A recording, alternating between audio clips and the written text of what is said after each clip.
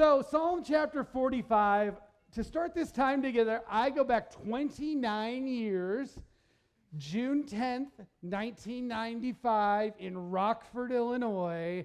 Clarissa and I got married on a Saturday there. And I remember this date for a bunch of wonderful reasons. But one of the reasons I remember this date is I remember how nervous I was. Before the wedding ceremony, I stood in this back room. It was just the pastor and I.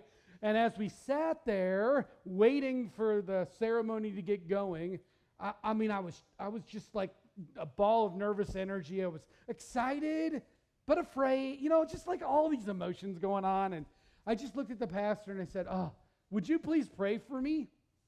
And he gave me this look like, I forgot. I'm supposed to do those things, right? So I don't know. It was weird. He stopped. He prayed for me. We walked out together to the front of this beautiful church in Rockford, Illinois, and I stood there and I waited. And our wedding party came down the aisle. Our groomsmen and bridesmaids came and they took their spots, and I was just a nervous ball of energy. And the doors closed and the music changed, and there's this giant pipe organ in this church, and it let go, and the volume rose, and everyone stood, and the doors came open, and there was my beautiful bride, dressed all in white, and the sun shone behind her, and no, she didn't, but it was awesome, right? I was so excited, and I don't know what happened, but at that moment, I remember 29 years ago, looking at her, and my heart just set at ease. It was like I had my eyes on my bride, and it was just like everything was fine then. And then she didn't know. She surprised me with a solo. She sang me a solo, right? Like, awesome. But this day, I just knew when I kept my eyes on my bride, everything was as it should have been. In the same vein today, the psalmist in chapter 45 is going to write a psalm about a wedding, and he wants us to keep our eyes not on the bride. He actually wants us to keep our eyes on the groom. Keep your eyes on the groom, because the groom in this psalm is none other than a king.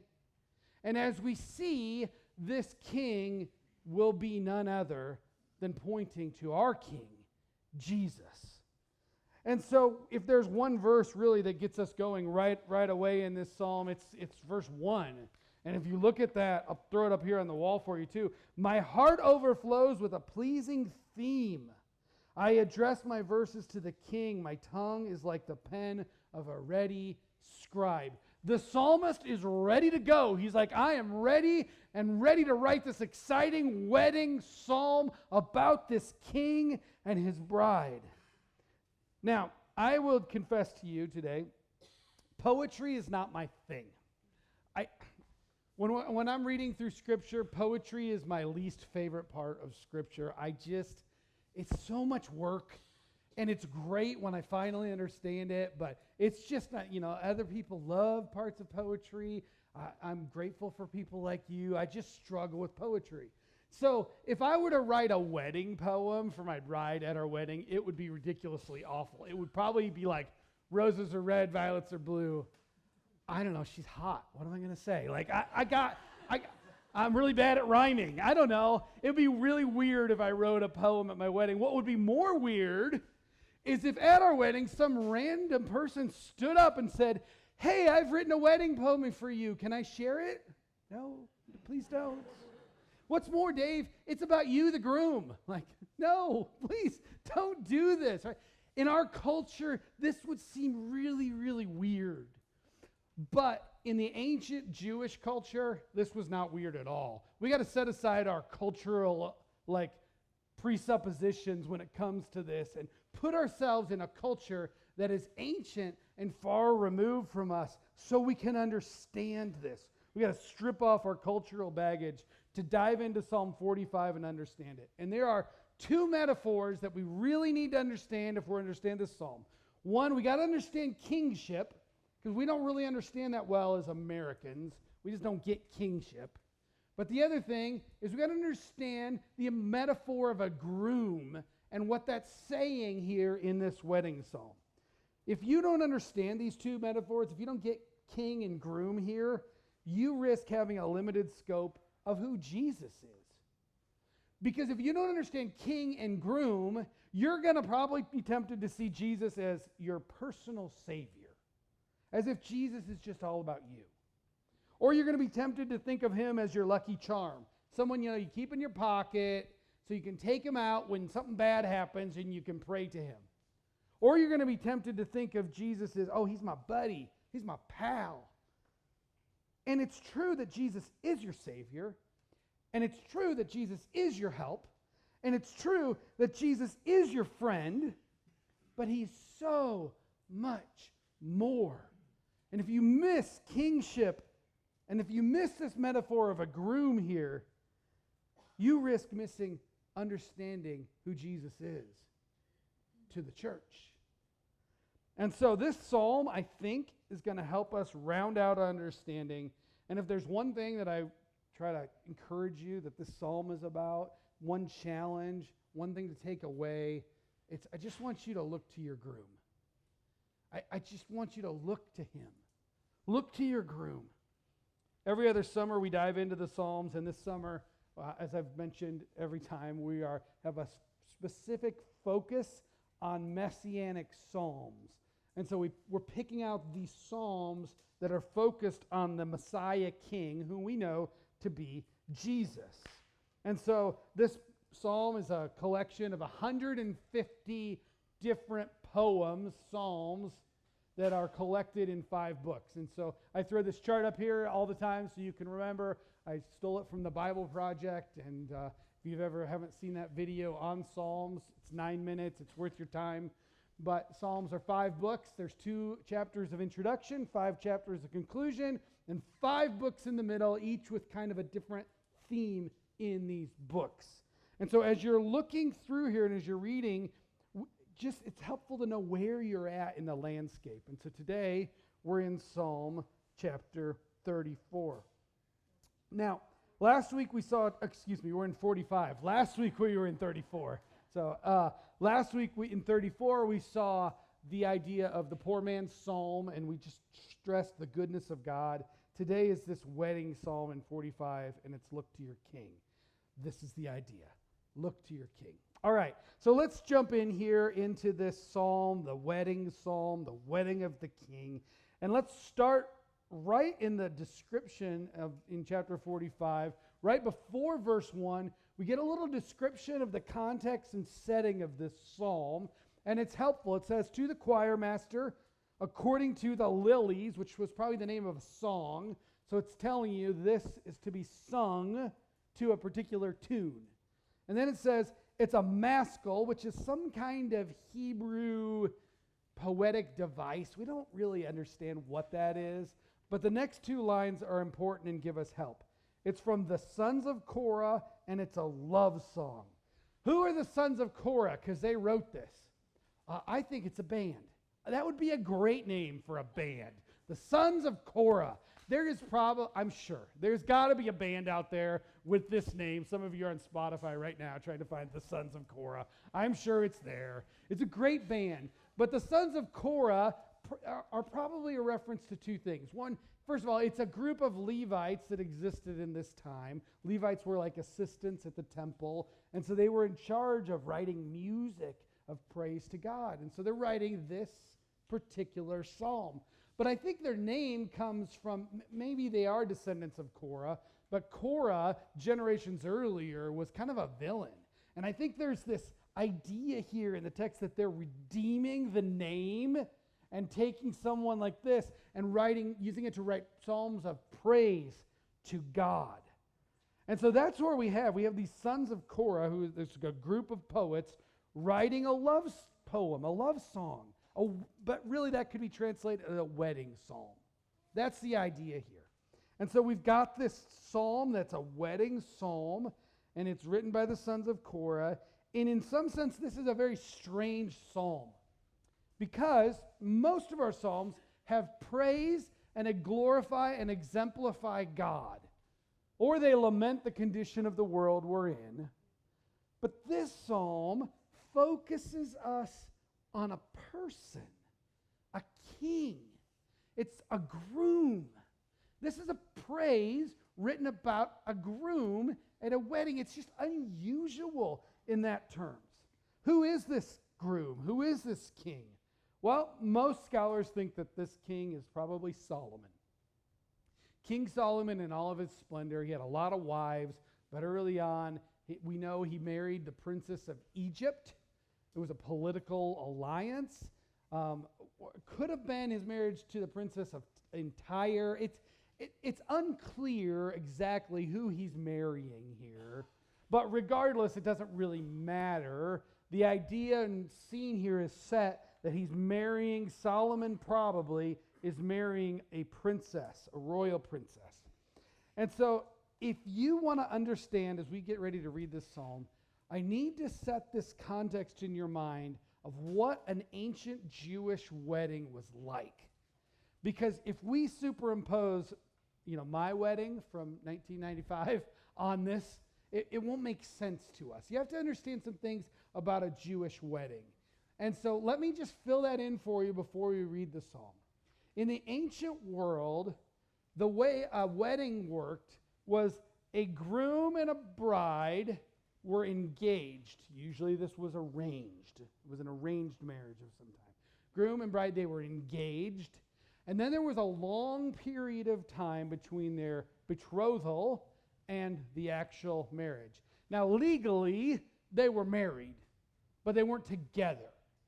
So what would happen is they would get betrothed, they would get engaged, then the groom would go back to his dad's house, and he would start building a room onto that house for he and his future bride to live in. And while he's doing that, he would also be saving money so he could pay a dowry for his bride. Once those things were accomplished, he would gather his entire wedding party at his house, everybody. And they would have a procession, a big parade. They'd march through the streets, and they would go to the bride's residence where she had gathered with her bridesmaids and her whole party. Then he would grab his bride, escort her and her whole wedding party with his whole wedding party back to the dad's house where he had built the room, where there was a week-long party, ceremony, festival going on. So we see these two processions, and we're going to see these two processions in this psalm as we read it. Jesus has this parable about bridesmaids. They've got lamps, and some of them are prepared with enough oil, and some of them aren't. He's tapping into this cultural thing where they're waiting for the groom to show up. All right, so given that, this psalm breaks out into three sections, and this is going to become our preaching outline today. Verses 2 to 9 is about the groom. Verses 10 to 15 is about the bride. And verses 16 and 17 are about future children. So let's dive into this together as we look to our groom. So this is a wedding psalm of praise for the royal groom. So let's read the text, verse 2. You are the most handsome of the sons of men. Grace is poured upon your lips, therefore God has blessed you forever. Gird your sword on your thigh, O mighty one, in your splendor and majesty. In your majesty ride out victoriously for the cause of truth and meekness and righteousness. Let your right hand teach you awesome deeds. Your arrows are sharp in the heart of the king's enemies. The people fall under you. Oh, your throne, O God, is forever and ever. The scepter of your kingdom is a scepter of uprightness. You have loved righteousness and hated wickedness. Therefore, God, your God, has anointed you with the oil of gladness beyond your companions. Your robes are all fragrant with myrrh and aloes and cassia.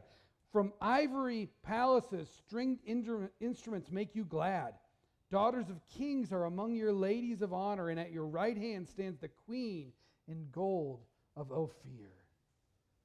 So we see here, first of all, that this king groom is described in some pretty ornate language. He's first of all talked about as handsome. Okay, So right from the get-go, this is not a bad-looking dude. Now, okay, so it's not just that. It's more than that. It's excellency. That's the idea here, is your reign, O King Groom, is one that is excellent. And he says, grace is poured on your lips. That's a way of saying, this guy's an eloquent speaker. So he's excellent. He can speak well in public. I mean, he is the king. He's got might. Verse 3 and 5 talk about his military might. He's got sword and arrows. And then the kind of king he is stressed in verse 4. He's a king that is filled with truth and meekness or humility and righteousness. This king, who's a groom, is pursuing the right kinds of things. And then verse 6 is so interesting because the focus shifts here in verse 6.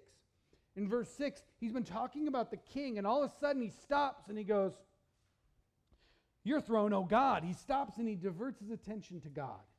And he says, God, your throne is forever and ever. The scepter of your kingdom is a scepter of uprightness.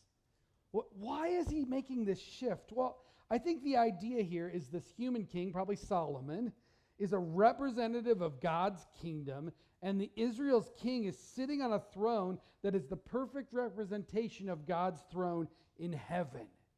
And so, but basically it's a moment to stop and say, king, groom king in this wedding psalm, you're sitting on the throne that belongs to God. God put it there. Now, then we get to the parade in verse 7. You can just see this starting, that where God has anointed him, and then it says, the oil of gladness is beyond your companions. Your robes are fragrant. You can just imagine this groom standing at his home with his entire wedding party around him. They're putting these great robes on him. They're pouring fragrant oil over him. You can just imagine the aroma filling the room. Yesterday, Clarissa and I were working in our house, and I spilled a diffuser. So all the oil went all over the floor, and the bathroom was very fragrant. And it was awesome. Imagine that. Just your nose fills up with the aroma, like everything is ready to go for this procession, and he's heading out. We're ready. And the stringed instruments in verse 8, they're playing, right? He's got the daughters. So the daughters of the kings, these are some kind of women from his royal court. They're surrounding him. He's got the queen, which is either the queen mother, it's either his mom, or maybe it's also just a position of a woman who is honored in his court. We have a parade, and it is ready to go. And they head out, and they're marching through the streets with the stringed instruments and the aroma of gladness and the party, and everyone's singing and dancing. I have in my mind Ferris Bueller and the parade. I don't know why. Some of you have no idea what that movie is, but like he's singing and everybody's singing with him as he's lip syncing on the parade, and it's awesome, right? I have this in mind. It's this great parade as they're heading down this, and all of this points a picture to an excellent groom, a king who is good and right and majestic and celebratory. This whole big parade. Now we have to pause for just a moment and ask the question, where is Jesus in all of this?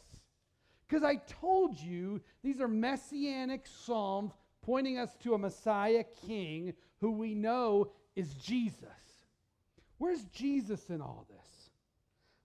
Well, we have to see this psalm from different vantage points, okay? So we have the Psalms, the sons of Korah who wrote this, and if it is Solomon, they wrote it about 900 years before the birth of Jesus.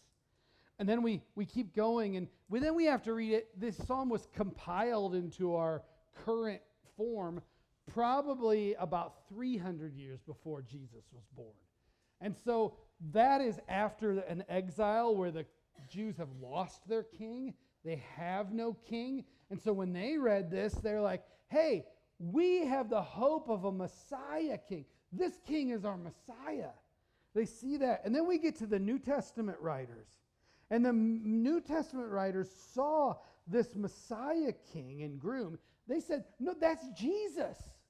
And we know this because we get several places. First of all, this psalm, verse 6, is quoted directly in Hebrews chapter 1, verse 8 and 9. And then in 2 Corinthians 11, Paul says that Jesus is a groom who is married to the church. And in Revelation 19, Jesus is portrayed as the groom of a giant wedding banquet. So again, we see that the ultimate king, the ultimate groom, is Jesus. And when you look at this psalm through these different lenses over time, it helps us see that they're pointing us directly to Jesus. So I want you to stop for a moment and look back at this psalm now and think about the characteristics of this groom, while meant for Solomon, ultimately are about Jesus. And so we see this. We see that he's handsome or excellent. I mean, there is no more excellent king than Jesus. He's got graceful lips. I mean, Jesus was an eloquent teacher. I mean, he had sword and arrows, and Jesus is a warrior king. He defeated Satan on the cross and through the resurrection. And we look forward to the day when Satan is completely vanquished. He is a warrior king. He is filled with truth. We read in the Gospels that Jesus was filled with grace and truth. He's meek. Jesus was humble and gentle. He's righteous. Jesus always pursued the right things. He never pursued power or self-interest, but he served others. So when we get to verse 6, the New Testament then clearly says, no, this is about Jesus. Look at what Hebrews says. The sons of Korah saw this as an ambassador situation. When they're writing this, they were like, hey, this king is on God's throne. And the post-exilic Jews read this and go, well, that throne is going to be occupied by a Messiah king. But when the New Testament writers see this, they go, no. The sons of Korah were actually writing about Jesus. And they said in Hebrews 1, he says, Jesus has become as much superior to the angels. And then he quotes verse 6 of this psalm we're in, and he says, your throne, O God, is forever and ever. You see, Hebrews is saying Psalm 45 is about Jesus, and it's about the deity of Jesus. The incarnate God isn't just an ambassador of the throne of God. That Jesus, the true groom king, is actually God sitting on the actual throne in heaven. And he does this in Jesus. Jesus isn't merely an ambassador. He is the Almighty God. And so the point here is that Jesus is the esteemed, glorious king and groom. Now, we get through these first 9 verses, and the psalmist now shifts perspective. So we started in the groom's house, and we started this parade heading to the bride's house. Now the perspective shifts. Now we're at the bride's house. We're seeing her assembly and her procession put together. And so we begin to talk about the royal bride. And so that's verses 10 to 15. Let's read it together. Hear, O daughter, so we're now with the bride, and consider and incline your ear. Forget your people and your father's house. Can you imagine? She's getting ready to leave her home. Everything she's ever known. This marriage was probably arranged, and so she's leaving her family. If it is the princess of Egypt or even another country, like, she really is not going back. She's leaving everything that she has ever known, and she is placing herself in an entire new life. And so the psalmist says, forget your people and your father's house. It's okay to leave that behind. Something good and right and blessed is waiting for you. Okay, verse 11, the king will desire your beauty. Since he is your Lord, bow to him. Now, in our modern culture, we don't like that. Like that. Whoa. I mean, there was no moment at our wedding where Clarissa took a knee and bowed before me, right? Like that did not happen, nor should it, okay? What we have to understand is, again, we have to place ourselves as an ancient culture that's different than our world today. And in this ancient culture, this queen, this princess isn't bowing like to be a doormat. She's actually, in this act, bestowed with honor. Look at the honor that comes to her. It says in verse 12, the people of Tyre will seek your favor with rich gifts. I mean, you're going to be honored with the richest of the people. All glorious is the princess in her chamber, with her robes interwoven with gold. In many colored robes, she is led to the king. Do you see this procession is beginning? With her virgin companions, her bridesmaids are all following behind her. With joy and gladness, they are led along as they enter the palace of the king. So the king left his palace. He went and got her. He grabbed her and her whole party, and he started coming back. And the procession now has arrived back at the palace, where there is going to be a celebration like you have never seen before. I love all of this here. She is being exalted as well. She is being honored and lifted up. She is being told that she will be treated well.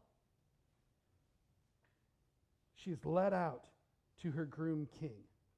Now, from the New Testament perspective, if we said this really is about, Hebrews helps us, this is about ultimately the ultimate king groom, Jesus. Who is the bride in this situation? If Jesus is the ultimate king, who is the bride?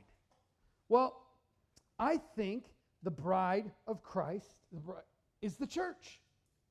I mean, that's not just me, that's like the entire New Testament. Stresses it over and over again. The bride of Christ is the church. You are the bride of Christ. You are the church. If you have placed your faith in Jesus, you are a bride. Now, for some of you here today, that's a little weird to think of yourself as a bride. I'm a bride. That's a little weird in this metaphor. I just say get over it. Because here's the thing. You are a bride in this metaphor. And Jesus is the groom. It's a union that we have and will have with Jesus. Now, in this whole thing, we're just pausing. What do we do with this as Christians? If we're the bride of Christ, if he's the true king groom, what do we do with this? Well, okay, so this is so interesting because this whole cultural metaphor picks itself up in John 14, where Jesus talks about what the future's like. And he tells his disciples he's leaving, and then he says this. He says, in my Father's house are many rooms. The King James Version has mistranslated that as mansions, but it's really rooms. And this picks up on this idea that a groom goes to his father's house and he builds a room for his bride. Jesus says, in my Father's house, there are many rooms. He says, if it weren't so, I would have told you. I am going there to prepare a place for you. He's a groom going off to prepare his Father's house, to add on a room. And I go to prepare a place for you. I will come back in a great wedding celebration and take you with me so that you may be where I am. Do you see? Have you ever heard it like that before? Jesus is using this ancient Jewish metaphor of a wedding, and he's saying, this is what I'm doing. I'm the groom. I'm going. I'm preparing a place for you. When I come back, when he comes back in the clouds and returns, it's going to be all ready for you, my bride. Jesus is at the Father's house making room for us. We are waiting for him to finish it. Well, so how do we wait? Because we want to wait well. Well, I think from the text, we got to forget. We got to leave behind an allegiance to our former life. Like the Egyptian princess is told to leave her family behind, even though it's still all around her. Like this, We are told, even though we live in this world, to leave behind our allegiances to this world and prepare for our groom to come back for us. We bow to Jesus. We place ourselves under his authority. The church is in submission to Christ, but also notice the authority of the church as the bride of Christ. Just like the bride here is honored, so the church is honored. Not groveling, but an esteemed position. We don't have to hang our heads and feel worthless. The bride, we are the bride of the King of the universe, Jesus. It's a wedding psalm of praise. All right, last point, point 3. The last two verses of our text, verse 16 and 17. This is a wedding psalm of praise, first for the groom, then for the bride. Now it's a blessing for the children of the union. Look at the text. In place of your fathers, your ancestors, shall come your sons. You will make them princes. You will make them princes in all the earth. I will cause your name to be remembered in all generations, and therefore nations will praise you forever and ever. He's saying, I'm praying that there will be blessed sons, blessed children from this union who can continue the legacy of kingship. Now, here's where I'm struggling. I'm just like full disclosure. I've wrestled with this all week. Who are the children? If the groom is Jesus, very obviously, and if the bride of Christ is the church, very clearly in the New Testament, who are the kids? I mean, what do we do with these? For Solomon is king, I mean, this is clearly their offspring. In place of your fathers shall be your sons. Like, they're clearly the offspring of the marriage. But who are the children of Jesus the King? This is not like the Da Vinci Code and Dan Brown where the children, like, are secretly hidden by a whatever. This is garbage. This is also not, don't have a lot of kids, right? Like, if that's the thing, we should just have a lot of kids. Praise God for our church, right? They're coming out our ears. Or, I think that, like, Clarissa and I could be winning like us and the fishes, right? Like, we're winning this contest of, most kids. If that's what this is about, then we just got to have a lot of kids. I don't think that's what this is about. I don't think that's what's going on here. Now, I think the children of the King, Jesus, are those that come from the Great Commission. We should go into all the world and make disciples. Like, this is our role as the bride of Christ, is to go and to tell people of the glorious news of God's deep love for this world and for the people of this world, and that he would love us enough to give his son, Jesus, the King, gave his own life for these children.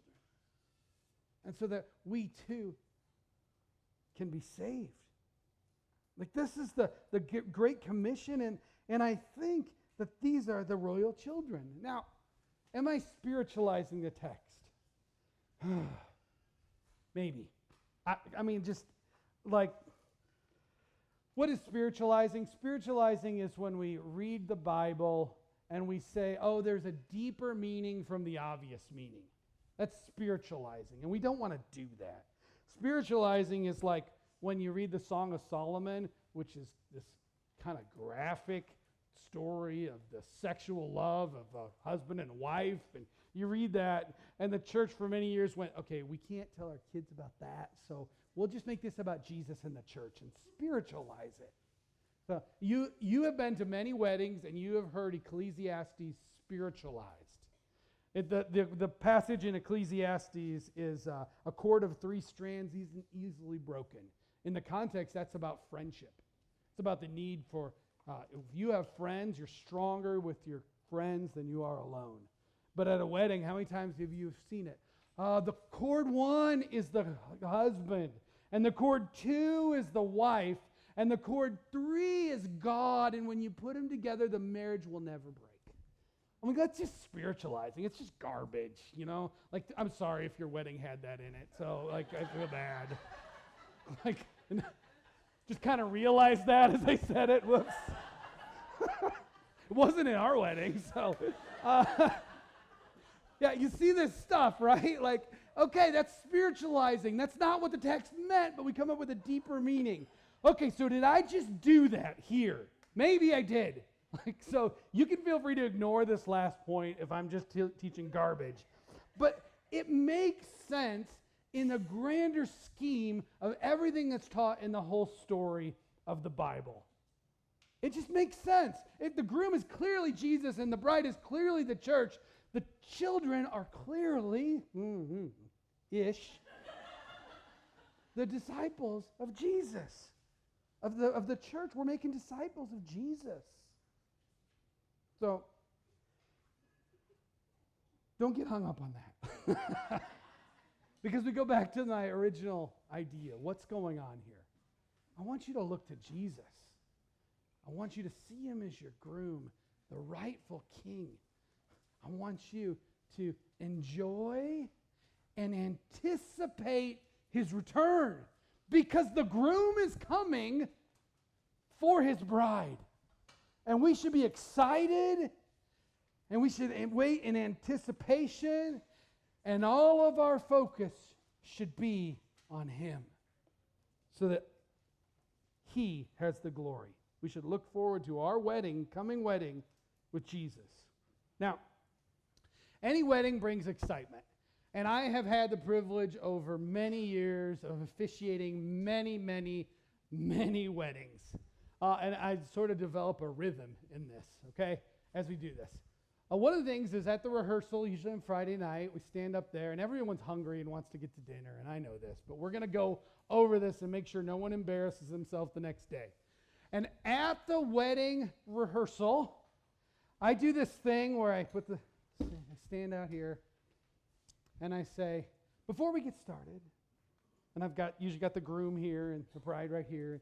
Before we get started, I just need to tell you all something. The families are sitting right here listening. As we run this rehearsal, there is one person of whose opinion I care about. And I'll look at the wedding coordinator, and I'll say to her, I'm so thankful that you put all these details together, but it's not your opinion that I care about.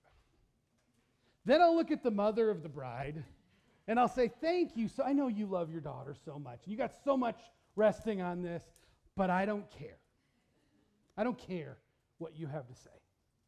Then I'll look at the dad, and I'll say, thank you for paying for all this. I realize, but I don't care what you have to say. Then I'll look at the groom, and he'll just go like this if he's smart. He'll just go like, hey, don't look at me. I don't care. And so, and I'll say, well said, my son. And then I'll look at the bride, and I'll say, listen, I know how this works. And all I care about is what you think. So when we don't know what's happening, I'm looking at you.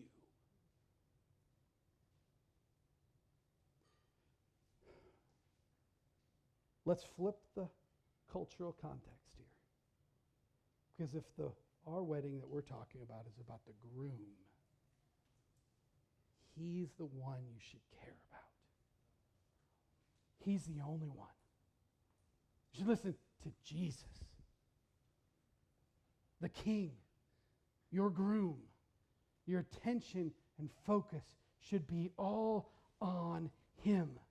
Because at the marriage supper of the Lamb, the focus is not you. At the coming marriage supper of the Lamb, when we gather with Jesus, our groom, all the focus, rightfully so, is on the one who gave his life. The one who is the King, and the only one who deserves any glory. It's Jesus. Amen. All the glory should be to him. So that's how we live our life. We look to Jesus. He is our rock. He is our cornerstone. He is coming back. In our closing song, there's this verse. When he shall come with trumpet sound, oh, may I then in him be found. It's this hope of the future. As our worship team comes, would you pray with me?